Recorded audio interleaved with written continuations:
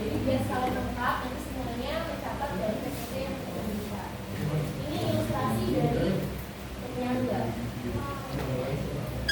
Ada 3 tabung, ada tabung A, B, dan C. pH sebelumnya yang tabung A itu 8, tabung B juga 8, tabung C juga 8. Saat ditambahkan sedikit asam dengan jumlah 0,01 mol, dia pH-nya jadi 7,99. Kemudian ditambahkan sedikit basah, dia pH-nya jadi 8,01. Kalau pakai cerak itu berarti dengan apa? Air, dia pH-nya ke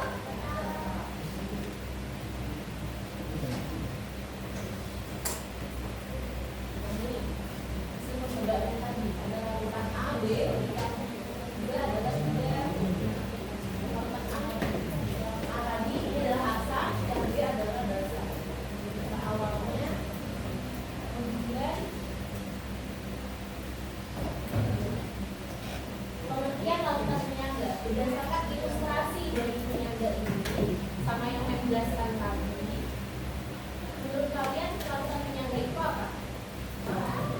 Yang keras, yang keras. Yang mempertahankan pH. Kan yang mempertahankan pH. Tadi siapa namanya? Davian.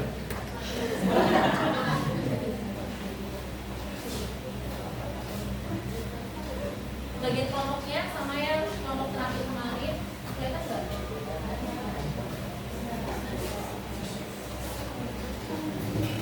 Kelompok 1 ada di sini, kelompok 2 di sebelahnya, kelompok 3, kelompok 4 di pojok, 5 dan 6. Peraturannya sama seperti yang kemarin. Kelompok 1 dan 2 tidak boleh bertanya selama mengerjakan KPD. Kelompok 3 dan 4 boleh bertanya maksimal 5 kali. Kelompok 5 dan 6 nanti akan dibimbing dengan selama mengerjakan KPD. Bisa mulai dari kelompok sekarang.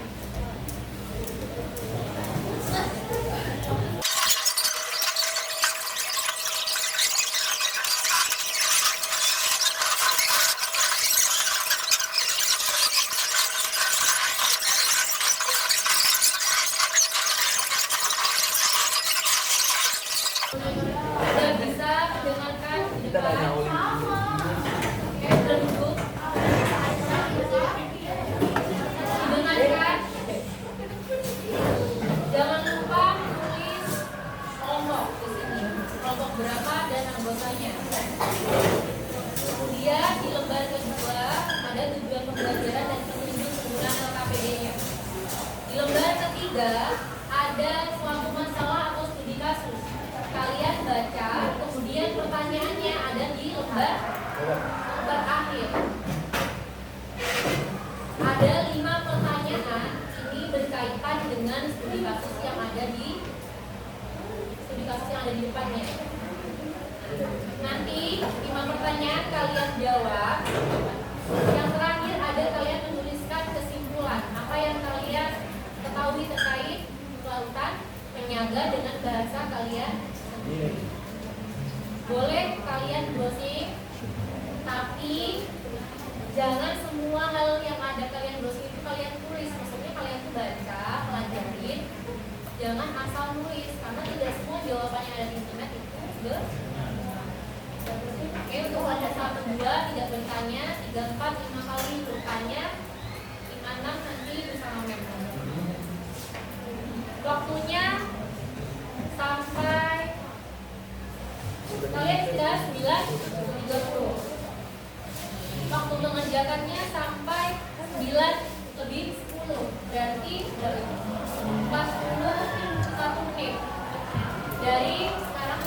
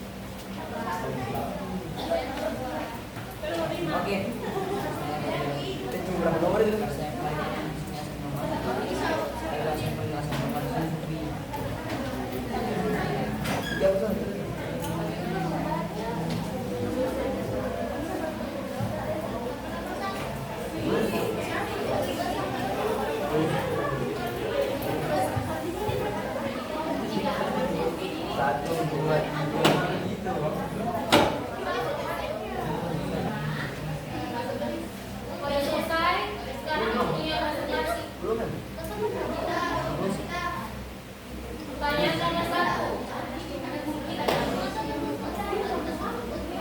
Kelompok 4.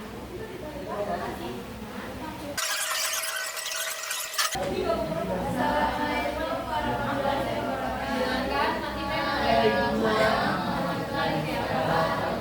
dengarkan ya, nanti di akhir pertanyaan, di akhir jawabannya nanti Mem akan berikan jawaban yang tepat. Jadi nanti kalian tambahkan di jawaban kalian. Oke, jadi kami akan menjawab pertanyaan nomor 1, yaitu mengapa kain yaitu mengapa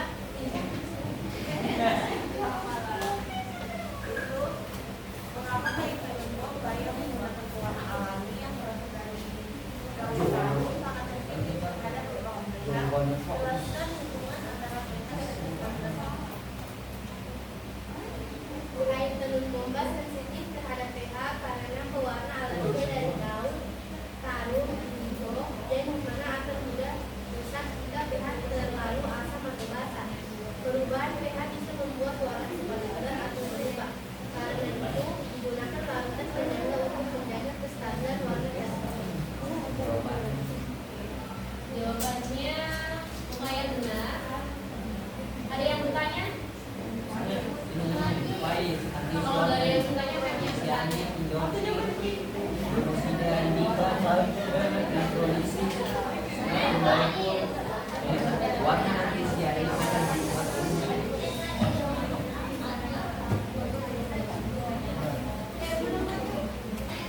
ada yang bertanya?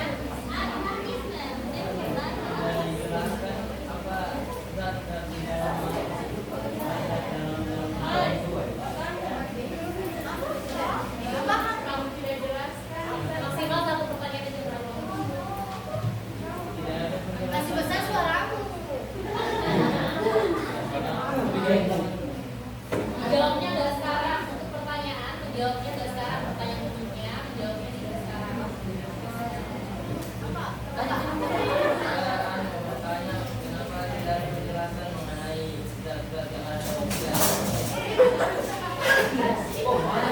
Jadi pertanyaan dari Faris adalah nanti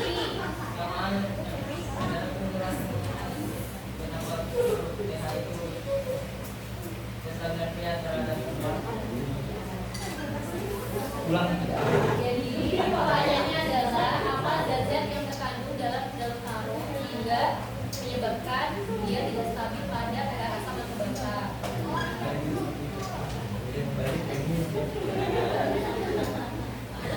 Nah, pertanyaan dari Memi, nanti pertanyaan dari Faiz, kamu tulis dan jawab di situ ya. Tambahan pertanyaannya, pertanyaannya maksimal untuk satu kelompok. Nah, pertanyaan dari Mem ini untuk menjawab pertanyaan kedua nomor 1, kalian dengarkan. Sebenarnya daun indigo itu dia netralnya di asam atau di basa. Jadi apa namanya, pewarna alami dari tumbuhan itu kan bisa asam, bisa basa. Tidak mungkin dia satu pewarna, misal dari daun ini dia punya dua sifat, pasti dia hanya satu sifat. Misal cuka itu hanya bersifat asam, tidak mungkin cuka itu bersifat basa. Nah, pertanyaannya, daun tarum ini dia asam atau basa?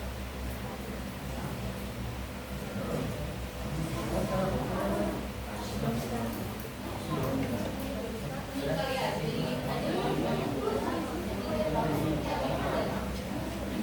benar, jawabannya daun tarum itu bersifat basa, maka dia netral di pH 7 sampai 9, itu basa ke 6, makanya dia tidak bisa terkena asam. Pertanyaan tadi kan, mengapa kain tenun boga yang menggunakan pewarna alami sangat sensitif terhadap perubahan pH? Misalnya, tadi kain tenun yang mengandung pewarna bersifat basa, tiba-tiba saat kalian mencucinya, kalian tidak tahu kalau airnya itu tercemar oleh asam. Makanya kalian perlu larutan penyangga untuk penyangga, warna dari kain bombanya tidak berubah. Karena dalam warna itu ada senyawa. Nah, senyawanya itu juga mengandung pH. Contohnya gimana? Kalian praktikum asam basa. Kalian menambahkan indikator, menambahkan larutan, tiba-tiba warnanya berubah kan? Nah, itu yang membuktikan bahwa pH itu mempengaruhi warna. Jadi kalian bisa simpulkan dari apa yang saya bilang tadi. Oke, bisa di-close? Oke, sekian dari kami. Terima kasih. Sebutkan contoh larutan penyangga yang sesuai digunakan untuk pencucian kain jenis boba. Mengapa jenis larutan ini dipilih? Kalian jawabnya apa? Kelompok 3.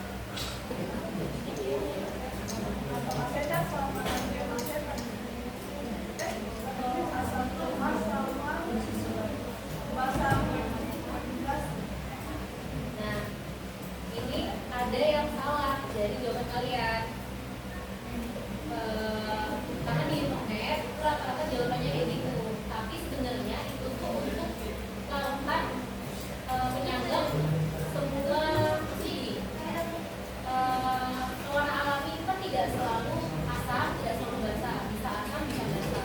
Nah, karena si boba ini dia basah, maka larutan penyangga yang digunakan harusnya penyangga basah. Makanya yang disebutkan di kelompok 3 tadi itu adalah penyangga asam. Harusnya kamu jawabannya penyangga basah. Penyangga basah itu misalnya campuran dari amonia NH3 dan garamnya NH4Cl. Dia pH-nya itu stabil sekitar 9. Karena pH dari pewarna kain boba itu dia netral di 7 sampai 9. Jadi nanti kalau misal kalian menemukan soal lain, pewarna alami yang lain dan sifatnya dia asam, maka boleh pakai jawaban yang benar. Oke, sekarang lanjut ke kelompok 5. Pertanyaan nomor 5. Sebutkan contoh larutan penyangga yang sesuai digunakan untuk pencucian. Sebutkan contoh lain dari penerapan larutan penyangga dalam kehidupan sehari-hari.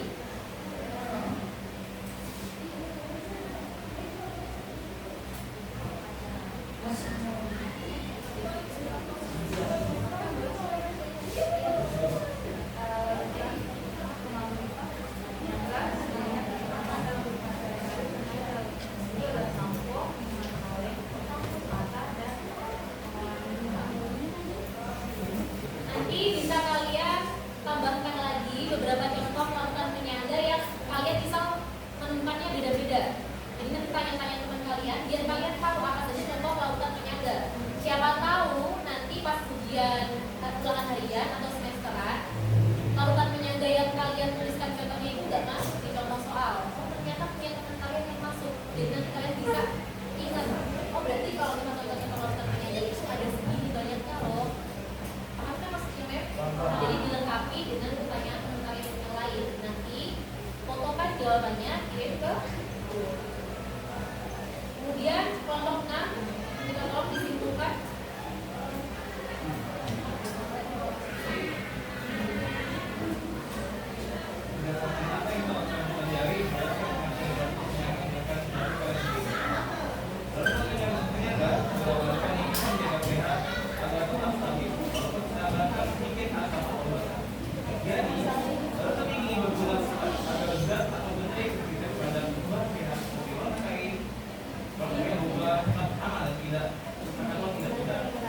Karena jika pH-nya berubah, ini bisa merusak zat atau menyebabkan perubahan warna. Masih di jawaban 6. Bisa diulangi rival lagi, Beb. Formulanya apa?